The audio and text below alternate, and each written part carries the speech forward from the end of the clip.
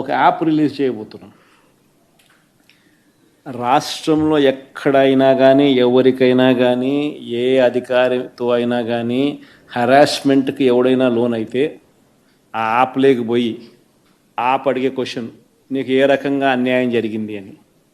ఫలాని అధికారి నన్ను ఫలాని రకంగా ఫలాని వాడి ఇన్ఫ్లుయెన్స్లో నన్ను అన్యాయంగా నా మీద కేసు పెట్టి నన్ను చిత్రహింస పెట్టినాడు అని చెప్పి ఎవడైనా కూడా యాప్ ద్వారా ఆ అధికారి పేరు దగ్గర నుంచి ఆయనకు జరిగిన ఏ పరిస్థితుల్లో ఆయన ఏ రకంగా ఇబ్బంది పడ్డాడు అనేది ఆయన చెప్పచ్చు.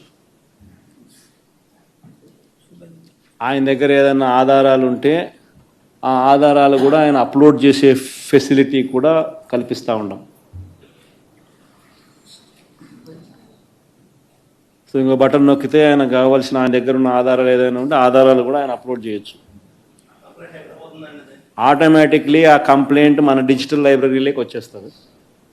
ఆ యాప్ ద్వారా మన డిజిటల్ లైబ్రరీ మన దగ్గర ఉన్న మన సర్వర్లలోకి మన డిజిటల్ లైబ్రరీలోకి వచ్చేస్తుంది.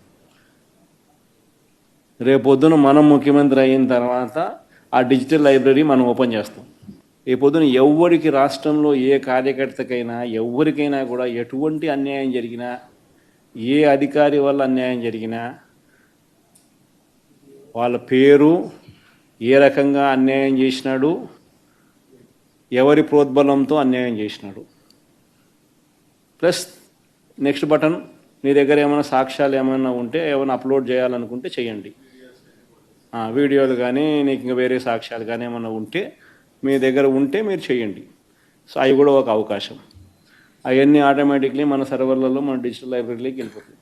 మనం వచ్చిన తర్వాత అవి ఓపెన్ చేసి ఎవడెవడైతే మన కార్యకర్తలను అన్యాయం చేసినాడో వాళ్ళందరినీ కూడా చట్టం ముందర ఏ రకంగా నిలబెట్టానో ఆ రకంగా నిలబెట్టించి